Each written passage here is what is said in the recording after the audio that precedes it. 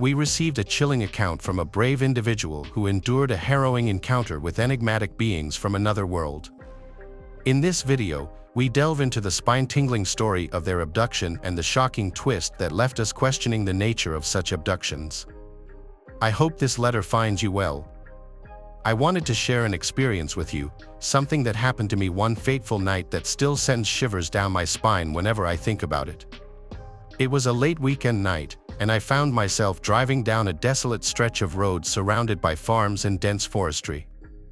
The full moon bathed the landscape in an eerie silver glow, and I was deep in the heart of nowhere. As I continued my journey, I noticed an unusual light in my rearview mirror. At first, I dismissed it, thinking it was either another vehicle or the radiant full moon casting unusual shadows. However, my unease grew when a sharp beam of light suddenly engulfed my car. Panic coursed through my veins as my vehicle began losing power, the engine sputtering to a halt, and every electrical system shutting down. With trepidation, I stepped out of my car to investigate the source of this mysterious light. What I encountered next would defy all reason and logic: a flying saucer, yes, a UFO. The sight was unlike anything I had ever seen. It had landed right in the middle of the road. My heart raced as I watched in awe and terror as three small gray beings emerged from the craft. I know this might sound unreal, but the experience was real and simply terrifying. These beings were small, no taller than 3 feet, with slender bodies and a gray complexion. Their heads were disproportionately large, featuring oversized pitch-black almond-shaped eyes that shimmered with an otherworldly intelligence. They only had the slightest of noses and what seemed like slits for ears. Their mouths were also subtle lipless slits. Their fingers were long and delicate.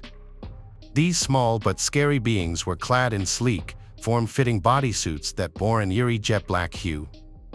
The fabric seemed to adhere closely to their diminutive frames, emphasizing their slender and otherworldly appearances.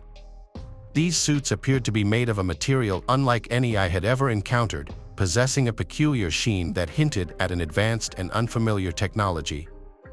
The texture of the suits had an almost metallic quality to them, adding to the otherworldly aura that surrounded these beings. It was as if these beings, dressed in their enigmatic black suits, were emissaries from a realm that defied human comprehension, leaving me with more questions than answers. As they approached me, walking with an uncanny grace, I felt a strange sensation wash over me, as if they were communicating with me through some form of telepathy. They moved in unison, their movements fluid and synchronized. Without uttering a word, they conveyed a sense of urgency, gently guiding me toward the entrance of their craft. It was as if they had the ability to exert control over my actions, making resistance futile. The hypnotic spell they cast upon me left me with no choice but to follow their lead, stepping through the metallic threshold of their enigmatic vessel and into an entirely new and unsettling reality. Inside the alien craft, I found myself in a room that defied any earthly description. The walls seemed to be constructed from a seamless silvery metallic material, casting an otherworldly shimmer across the entire chamber. There were no discernible corners or edges, creating an unsettling feeling of disorientation. The room was bathed in a soft bluish light that emitted from concealed sources, casting eerie shadows in every direction. In the center of the room lay a peculiar silvery metal slab, its surface smooth and polished to a mirror-like sheen. The slab had restraints of an unknown design, composed of a material that resembled a translucent gel-like substance. These restraints seemed to respond to the touch of the aliens, conforming perfectly to the contours of my body as they secured me in place. It was as if the slab itself was a living entity, adapting to their will. Surrounding the slab were an array of strange and intricate instruments, unlike anything found in human technology. Some emitted faint rhythmic hums, while others displayed holographic readouts that I couldn't comprehend. Tubes and wires snaked across the room, connecting to various devices, and it became clear that I was the subject of their experiments. The atmosphere was charged with an otherworldly energy, and my fear was palpable as I lay helpless on the metallic surface, unable to comprehend the full extent of what was about to transpire. The aliens surrounded me. While I was on the slab, one of them pulled down a mechanical arm with a kind of needle extending from it. He brought it towards my eyes. At first, I freaked out, but then my faith kicked in. As I am a spiritual person, I knew I had only one resort of help to turn to. It is because of my faith that I discovered a peculiar phenomenon. Every time I called out to my Creator and began to pray, something incredible happened. It was as if a divine presence filled the room, and I became certain that the Creator Spirit was with me. My prayers seemed to unnerve my captors, and I realized that my faith was a powerful weapon against them. Their fear was palpable, and it was evident that they were afraid of something far greater than themselves. It seemed to terrify them. With each prayer, they backed away, unable to withstand the spiritual force that protected me. As I continued to pray fervently, an astonishing and unexpected sight unfolded before my eyes. One of the little gray aliens, the one closest to me, suddenly exhibited signs of intense fear and distress. Its large, almond-shaped eyes widened even further, and it began to emit high-pitched, distressed sounds that I can only describe as a mixture of chattering and whimpering. In a shocking turn of events, the alien's body language conveyed sheer terror, and to my astonishment, it began to involuntarily urinate, causing its tight suit to become soaked with a pale liquid. The liquid pooled around its feet, creating a strange and unsettling scene within the sterile metallic chamber. It was as if my prayers had triggered a profound and unexpected reaction within the creature, revealing a vulnerability I could never have anticipated.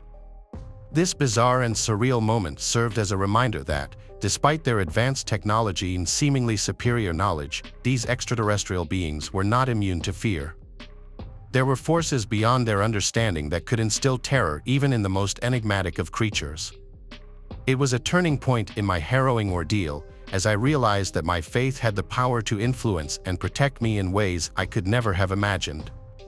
In a twist of fate, they eventually released me, dumping me by the side of the road not far from where they had abducted me.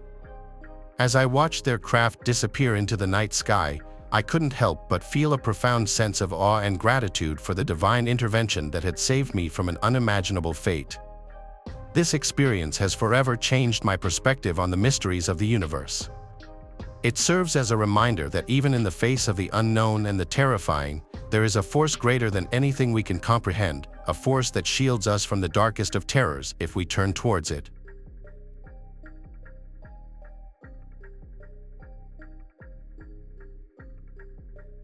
My junior year in college, I had a strange experience. First, a few background details. My dorm room was attached to my roommate's, so I had to go out through hers to get to the bathroom or the hallway. She was a light sleeper, but I wasn't the type to be out late, so it didn't matter. I had 2 normal operations in my life at that time and discovered that while under anesthesia, I would wake up briefly toward the end before I was supposed to. If I got a mosquito bite, I had to deal with it for at least a month. I'm not a fast healer.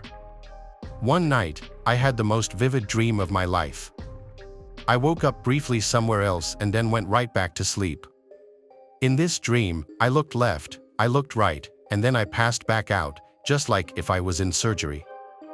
I was on a hospital gurney, slightly inclined, facing the wall. There was ambient noise behind me, and the echo suggested it was a very large room. There was nothing sinister about the noises. On either side of me was a row of empty hospital gurneys. At my feet, just to my right, 2 people were having a conversation sitting on a bench against the wall. One was a person in a dark suit, the other, I don't know what it was. It was small, and I saw its hands, which appeared to have darker, grayish skin. They were speaking together, so animated and excited, like 2 old friends who hadn't seen each other in years, and they didn't notice me wake up. I didn't recognize the dialogue. Though I don't speak German, Mandarin, Russian, etc., I can recognize them when I hear them. This language was wholly unrecognizable, yet the person in the suit was fluent. I went back to sleep. In the morning, I said to myself that that was a messed up dream and went to the shower. As I passed my roommate, who was still in bed, she asked, "Where did you go last night?" I thought that was odd. After my shower, I started to put my makeup on and noticed something on my face. I leaned closer and could not believe what I saw, two perfectly parallel lines, impossibly thin and impossibly perfect. There was some clear hard gel on the top, and that's what I felt. There was no blood. My own hair was thicker than the width of the cuts, yet I could see down into my skin a little. This was 1996. I had never seen anything like this.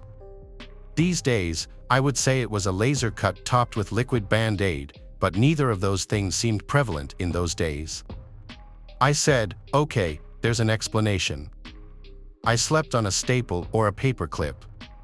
I do homework in my bed all the time. I went and scoured my pillow for anything sharp and found nothing. So, I got my sewing needle, a staple from some homework, and a paper clip. I dunked them in hydrogen peroxide and made cuts on my face similar to what was there. Immediately, blood welled up, and the skin was jagged from all three objects, and the width of all cuts was thicker than the laser cuts. I determined that nothing in my room could have made the cuts. I didn't have an X-Acto knife, but I knew the blood would well up the same way if I did. I skipped my first class as I tried to figure out what to do. I kept obsessively feeling my face all day, in awe of the perfection of what was there and how it could have come to be. There were only 2 people on campus rich enough to have a digital camera, which meant I would have to borrow a friend's 35mm because I didn't have my own. That meant I would have to explain myself to my friend and possibly the photo shop when the pictures came back. Who would I even give the photos to? Who would I even contact, and what would I tell them? In those days, if you even said the word alien, you were a pariah. After hours of mental debates sitting on the edge of my bed, I gave up thinking about it and finished my classes for the day. I sat on the edge of my bed into the night, debating, unsure of what to do. In the wee hours of the morning, I woke up.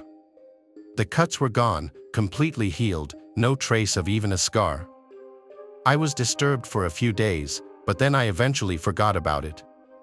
A few years after graduating, I decided I was going to have some dental work done and went to 2 different offices to get quotes. They both took a full facial X-ray. I had long since forgotten my crazy dream and the cuts until I sat down across from the first X-ray technician and pointed to a strange thing showing up above my teeth. I asked if I was looking at a mirror image because it was on the same side as my cuts had been rather than the opposite side. No, I was told, the X-ray was actual, not a mirror image, so the right side of the image corresponded with the right side of my face. I pointed to the almost square image above my teeth and asked what that was. "It's just an X-ray anomaly," he said. He didn't seem bothered by it. I figured that meant there was some damage or irregularity with the X-ray plates and let it go. Then I went to the second dentist, an orthodontist, and had another X-ray done. You guessed it, the square was there in the exact same place. This time, I didn't even try to make polite small talk or beat around the bush. I pointed to the square and said, "What is that?" This time, the tech looked at me funny and said, "It's an X-ray anomaly," and she leaned closer and whispered, "We see them all the time," in a way that gave me goosebumps. This was in Spokane, Washington. I didn't know what else to say, so I said nothing. Could it be that whatever negatives or plates or whatever they used for an X-ray were damaged in exactly the same spots and exactly the same shape? Maybe, I guess. I don't know much about X-rays. But after that, I reflected on my situation. I don't feel freaked out, but I think there might be something in my face put there by somebody else.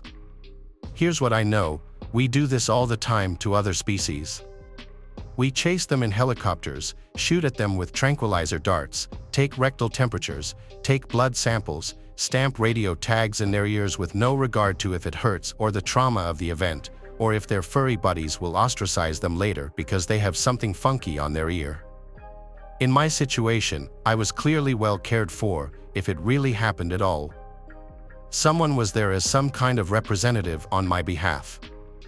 I was handled in such a way that if I didn't have a weird metabolism, I wouldn't have known what even happened. I never once felt pain. My cut healed instantly. If this is some kind of research-driven radio tag for the purposes of data collection or preservation of habitat or species, like we would do, they did it with far more regard for me than we have for other species on our own planet. I don't know what might happen if I get another X-ray 20 years later. I have tried to look when I go through airport security if anything shows up on the image we see in the booth, but I don't see anything. Surprisingly, I'm okay with this. I think it might just be science and nothing nefarious or evil. I wish my consent to be asked first, but I suppose it's hard to ask for consent when you're not even supposed to exist.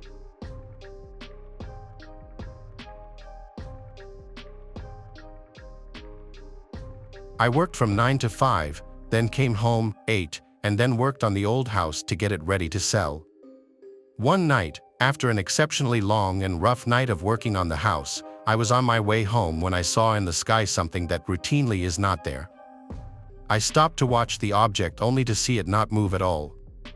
Now, realize this is around 1 a.m., and it's not a hot air balloon or anything like that, especially since I have never seen one in my area of Ohio. What I was looking at was an oval. It was wider than it was tall. The object, as many people explained, was not giving off light but was illuminated, if that makes any sense. I was so tired I almost wanted to shrug it off, but I just couldn't for some reason. Not only was it way too bizarre, but what I had been wanting for the last 48 years was happening right before me, my first and so far only UFO sighting. To say I felt spooked would be an understatement. I got back into my car and drove the short 1,000 feet or so to get to my driveway and to the safety of my new home. I knew there were details I was not able to see because of the way the craft was illuminated. Then it dawned on me, nobody's gonna believe me.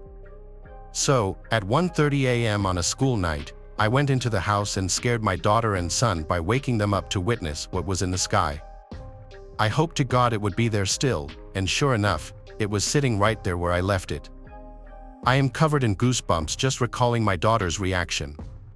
My son was a huge skeptic, but even at the age of 12, when he witnessed it, looking back he knows what it was. I saw fear in his eyes.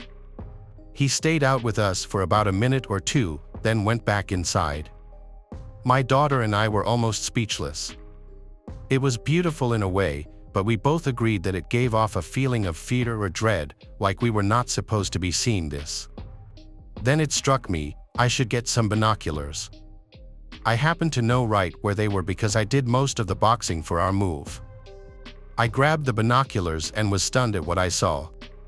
The best I could describe it was it looked totally old on the bottom, like it was made from old clad iron ships long ago, pounded out metal, like with rivets and seams. The top looked very modern, I guess you could say. I remember it had something that resembled what I would call headlights on the back window, like some old cars.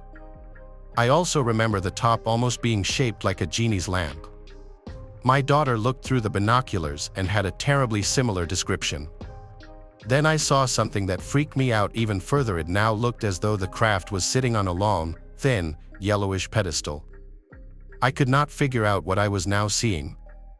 I gave the binoculars to my daughter, by the way, she was 16 at the time, and asked her to explain to me what she saw at this time, what had changed. I could hear the absolute fright and quiver in her voice. I will never forget what she said, "Dad, there's a beam of light coming out from under whatever it is. I'm scared, Dad. I think we should go in." We could not shake that feeling of fright and the feeling that we should have never seen what we did that night. Both of our bedroom windows faced out directly where this craft could be seen. I found out later my daughter stayed up until morning on live video chat with her friends, absolutely terrified. After showering, I laid in bed exhausted but overwhelmed by what we just saw. It was at this point that I noticed the craft was moving, but at such a slow rate it was undetectable until I was able to compare it to something stationary, which was my vertical windowsill. I will never forget that dull, eerie, pale yellow light this craft illuminated. I forgot to mention that if you held out your arm, the craft was just slightly larger than the width of your thumb, if that makes any sense. I was told later that that is quite large. Eventually, the craft traveled out of sight, and I crashed from exhaustion.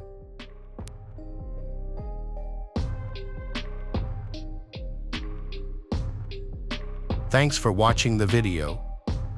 Subscribe to the channel and turn on notifications to watch the latest videos.